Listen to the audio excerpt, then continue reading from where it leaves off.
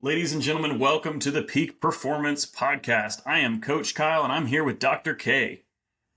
Hi, everybody. Thanks for joining our episode today, where we're going to be talking about toxins in our life and doing our best to scare you guys into never wanting to buy anything ever again.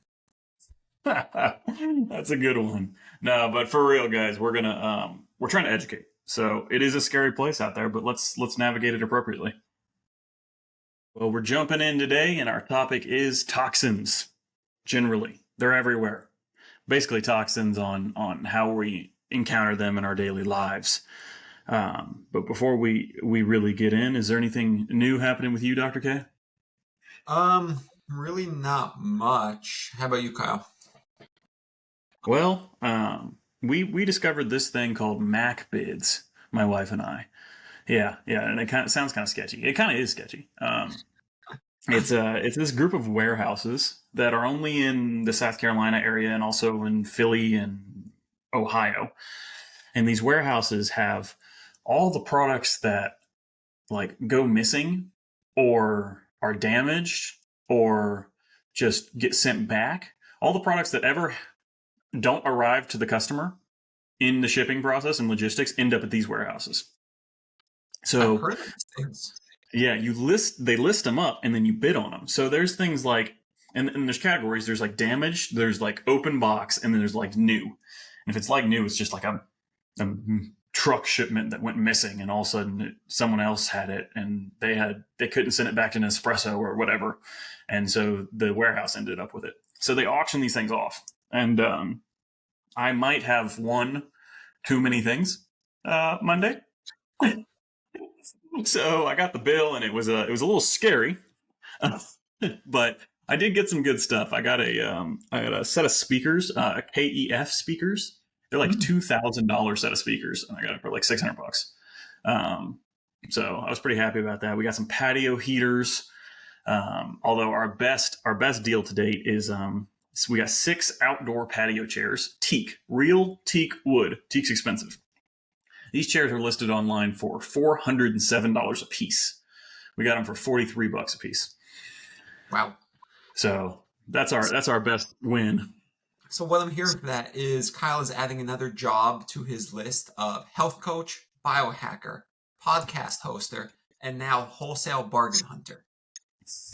I honestly, I was thinking about it because you can actually on this thing you can buy pallets of crap. It's just stuff. You don't know what you're getting. So you can, and they go anywhere from like $100 to $300, and so you can spend $300, roll up, grab a pallet, and it's a whole pallet with this giant box, and it's filled with stuff. And you just take it home, you sort through it, you hawk it online, and you see if you can make some money. So most of us have 24 hours in a day. Kyle somehow has 30 hours in a day. Well, that is biohacking for you, ladies and gentlemen. And the removal of toxins, which brings us full circle. So we're talking about toxins today. I was making my way upstairs to record this podcast, and I was scared because there was toxins lurking at every corner. How do we avoid them? Where are they? What's going on? What is this?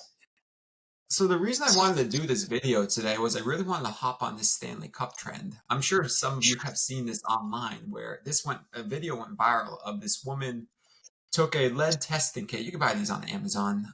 It's a lead testing kit. Just you swab and you drip some solution on it, and if it changes colors, you have lead on whatever it touched. So this woman swabbed her Stanley Cup, and it came up positive. And this video went widely viral, and then other people started doing tests, and they also started getting lead positive tests for their Stanley Cups. And then they started comparing the Stanley to Arctic, to Yeti, to other things. And for some reason, only the Stanleys are coming up positive. And so Stanley put out a press release saying, okay, yes, we know that there's lead in our cups, but it's sealed. Our cups at the bottom have lead in the bottom, but it's sealed behind the cap. And the only way you should be exposed to lead is if the cap breaks. Which, fine, I guess, sort of. Kind of reminds me of those umbrella stand holders from China that were sealed lead inside a plastic thing. The plastic thing would break, and then you'd all get lead exposure.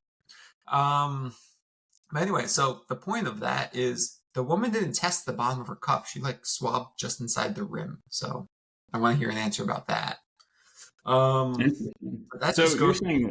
you're saying that toxins could be in our our everyday items. They probably are in our everyday items. So how do we know? How do we know? I mean, we can't test everything for lead. And what if there's other metals or other toxins?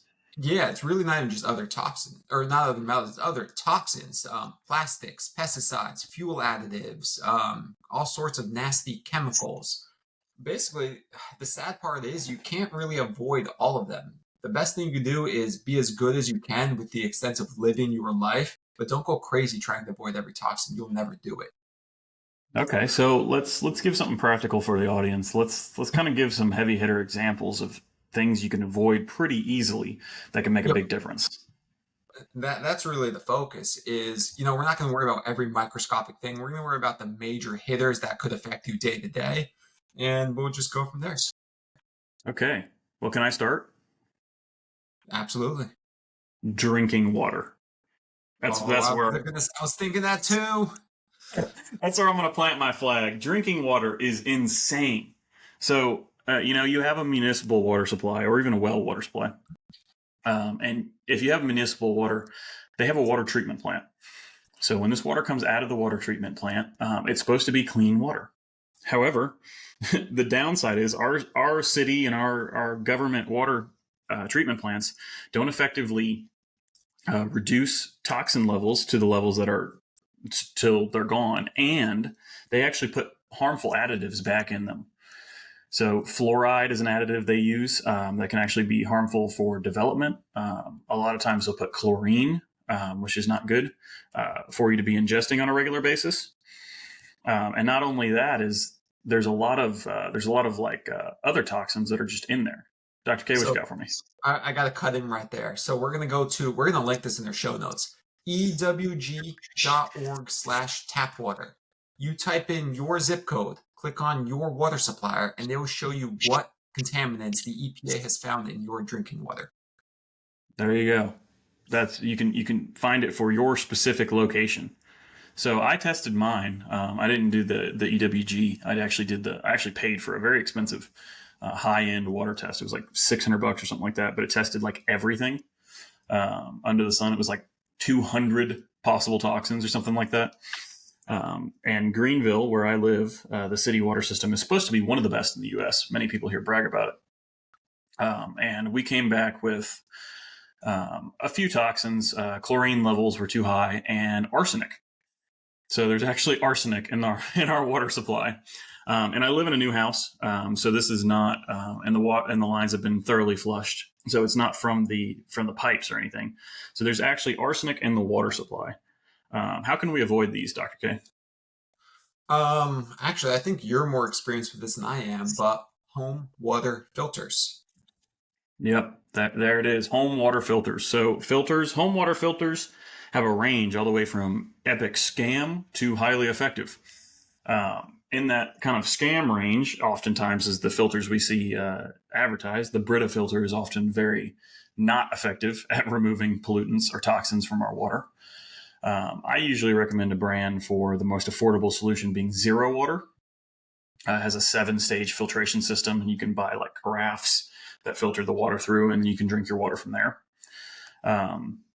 If you want to upgrade from that, there are very nice RO systems from AquaTrue. I like AquaTrue. So RO is reverse osmosis. One thing you got to watch out though when you're drinking reverse osmosis water is it takes everything out of the water, even the beneficial minerals. So you want to always make sure you add some sea salt or some kind of mineral back into your water if you're drinking a lot of water, because you can throw off your mineral balance by drinking 100% purified water. And then if you want to go for the high end solution, there are great whole house systems. So this is what I'm putting in my new house that I'm building. It's a system that will purify the water. So it comes through from the municipal supply before it goes anywhere in the house. It goes to the filter, has a pre-filter, has a RO carbon filter, reverse osmosis carbon filter, has another filter that takes out chemicals and things that could possibly slip by the RO, which is not very many things, but there's a few other things. And then it goes through a structured water, which means it changes the structure of the water and basically has the molecules line up. It makes it a little bit more beneficial for your body. And we might do a different podcast on this later. And then it goes through remineralization. which means it adds healthy minerals back into it. So that's kind of like the creme de la creme water systems for your house. I usually like Greenfield Water Solutions. They have great technology imported from Germany and other places like that. So So let me go into this question. So myself, like the average person, I'm due for a new. I have a well water, so I'm due for a whole new house system. And I'm having companies quote out, and I started with the obvious places: Home Depot, Lowe's, Costco, a couple of local suppliers. They've all come out and touted their water filtration system as being the best, and the prices for this are wild. I have prices as low as 3,000. I've had prices as high as 20,000. How do I know what's good, what's bad, and what's ugly? so there are always variations, and it really comes down to testing. So you can first of all, if there are no certifications or no testing anywhere on your water filter, or you can't get it from the manufacturer, certifications that they've proven that it's blocking X amount of toxins, this percentage 99.9, then it's not good. So if you cannot find a certification whatsoever, rule it out immediately. Some of the very, very advanced systems, I believe, are overkill.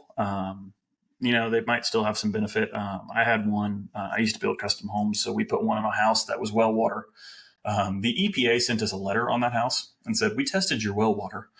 It is unacceptable for consumption." So what we did is we put on one of these overkill systems, and it has like a holding tank. It has a UV light. It has ozone filters. It has the filters that I mentioned previously. It has remineralization, everything.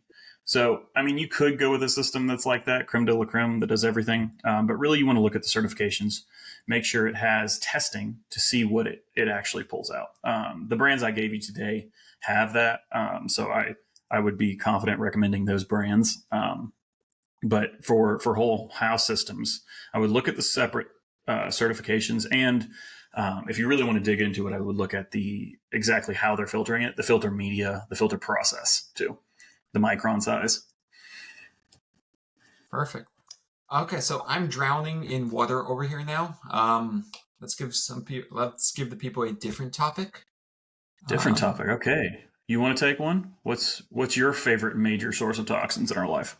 Or least Uh, favorite, I guess. your kitchen, The all kitchen. the things that you're cooking with, the frying pans, the utensils, your Tupperware, your paper straws, all the stuff that you find in your kitchen can be toxic.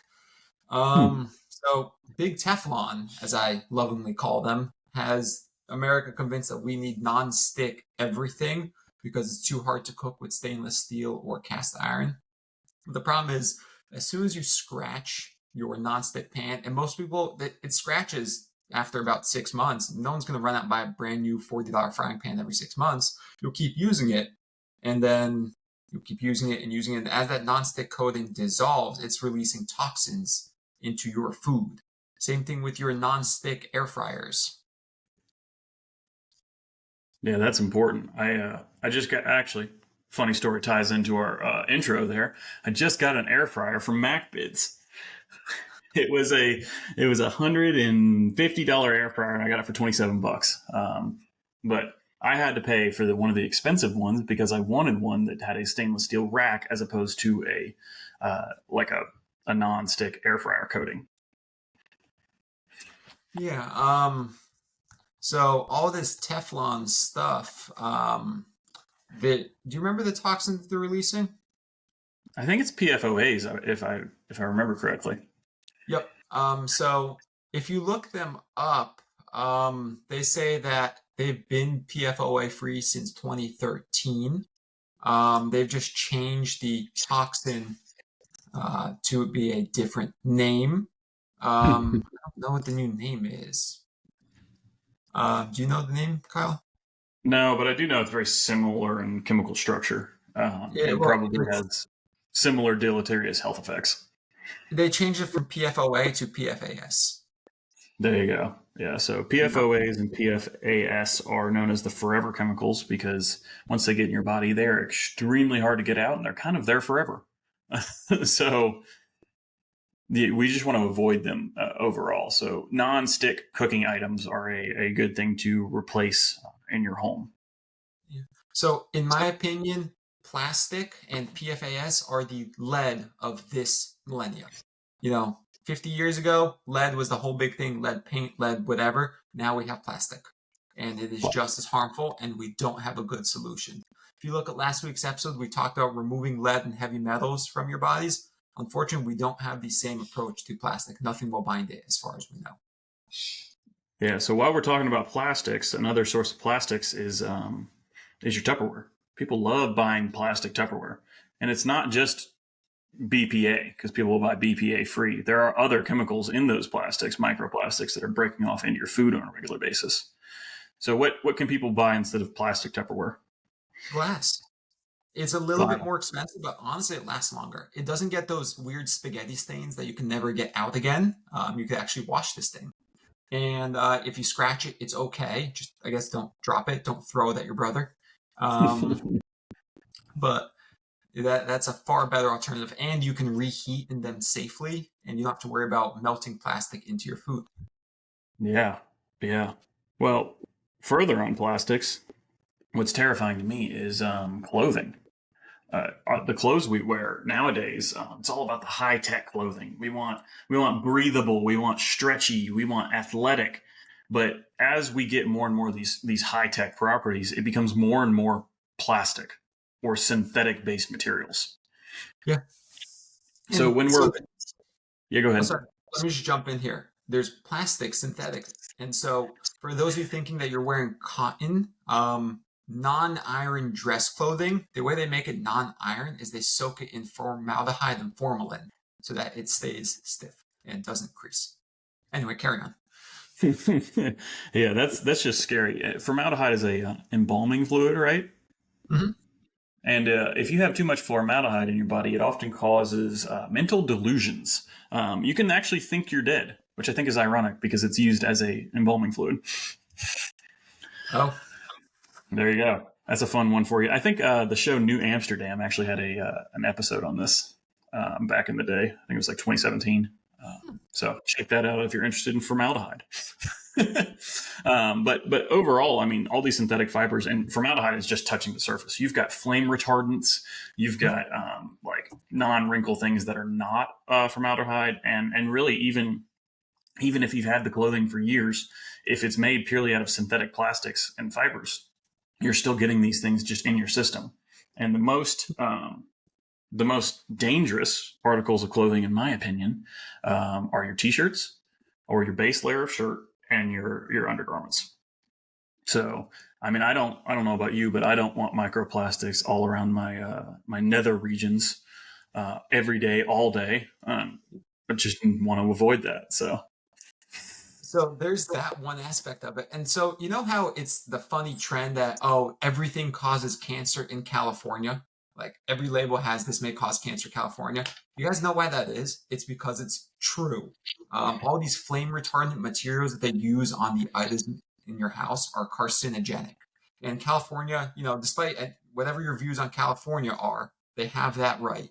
Is that they are, yeah, calling out these items. It's not going anywhere. Everyone's making fun of them, but at least they're trying.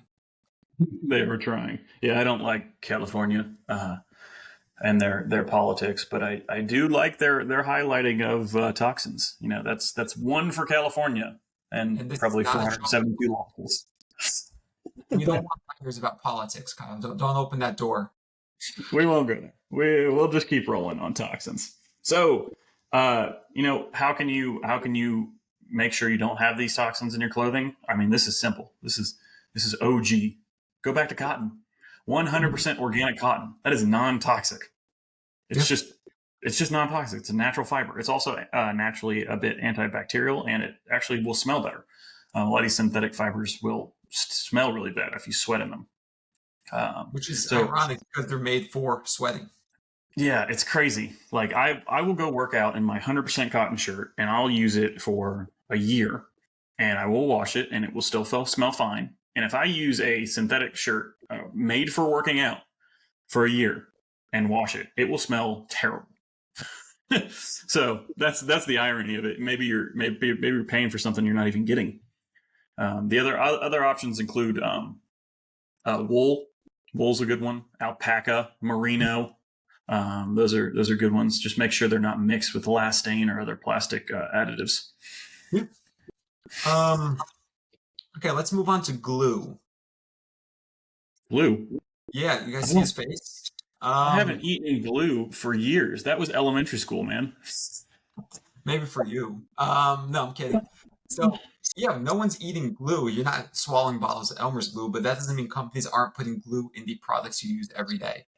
Two things I really want to highlight. Number one, this only applied to some of the audience, but I'm in that audience. For those of you with a well system for your water or water softener system in your house, you'll know that they make two different types of crystals. They make, well, crystals and they make pellets. And they're roughly the same price. They're like within 30 cents of each other per bag. But the pellets seem to last a lot longer. And so when I first started, I was like, oh, I can save twice as much money by buying pellets only. And then I did some research on why they last longer. It's because they actually glue them together. So as they dissolve, they're releasing glue and toxins into your water, the water that you're washing your clothes with, the water that you're hopefully filtering but drinking. And for some of you, your water softener may be past your filter. So switch to crystals. You'll be refilling them about twice as often, but they're far healthier for you. That's one thing I want to point out. The other one I want to point out, and I'm sorry to the sea turtles about this, but paper straws. The inside coating of them is toxic. It is a glue substance, and those straws, they dissolve in your mouth as you're drinking them, and then you end up swallowing microplastics and glue. He's so excited about that. Are you giving me an excuse not to use those crappy paper straws? Like, I why? guess Why when so. I I'm mean, drinking, why when I'm drinking my juice or whatever, my protein shake, why is it becoming one with my mouth, the straw? okay, It's so not here's okay. my point. We're all adults. You don't need a straw, Kyle. You can put the straw down and Listen, drink from the cup like a big boy. this is an age old debate. They have this whole masculinity thing where men aren't supposed to use straws. I don't know about that, but if you drink coffee through a straw, your teeth won't stain as bad. Mm. Regardless, I think it's just hilariously uh, idiotic that you will go to a protein shake shop or whatever, and you'll order a frappuccino or whatever, and they give you a paper straw in a giant plastic cup with way more plastic than a straw would ever have. So can't figure that one out. But you're telling me that paper straws are toxic, as well as Yes, just generally sucky user experience. I guess I am. There you And go. Well, so that made my day right there. while we're on the topic of portable drinking devices, ask me what my favorite portable water bottle company is. Ooh, what is it? Tell me. It's Voss. It's because it's the only one that doesn't come in a plastic bottle. Oh, And so, Voss. Well, I didn't know you were like bougie. well, realistically, I just fill up my Yeti from my home water filter. But, if I had to buy something somewhere, I'd probably buy the glass bottles. And the Yep. reason for that is so we've all heard of microplastics, right? We all know microplastics are bad. Guess what they found this year? Nanoplastics. What? And the only Like another way level? to, there's a whole nother level. And so they've done studies on this. And so they studied water bottles. And the company that did this would not name the brands that they studied, but they studied multiple brands. And each water bottle has 120,000 pieces of nanoplastics. Actually, the way they wrote the study was 240,000 pieces in every two bottles. So I don't know why they said that. But these pieces are so small, they can only be seen with lasers.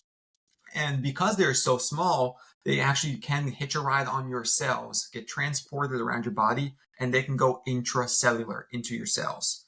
So you can't avoid it. The only way you can minimize it is minimize your use of single-use plastics. Wow. Yeah, I think there's a new brand on the scene. I think it's Mountain Valley or something like that. Comes in a glass bottle. I've heard of That's them. usually Yeah, that's usually the one I try to get when I travel because not only is it a glass bottle, but it also tests pretty well from being pretty clean. So if you have to get bottled water, Voss or Mountain Valley will probably be your best shots. Yep. So we made it all the way back to water. What are some other big ones? Big toxins.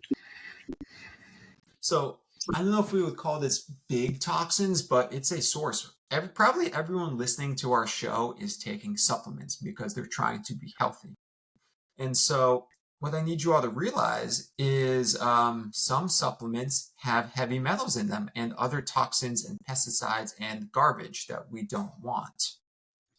Yeah, a big one on this is even the most basic of supplements, protein powder. It is there was a study that came out, and we'll put the link in the show notes. We'll find it for you. That most protein powders have high levels of heavy metals in them, and the worst offenders were the vegan proteins because of the levels of pesticides and the other things that were used to treat the protein as it was growing. Yeah. And so what the problem is, it's in the soil. So unless the company is specifically testing for it and removing it, it's just going to be in there. So Yep. this circles back to it kind of goes. The reason I started getting into this was I was talking with the lead researcher scientist, Dr. Quigg at Doctors Data.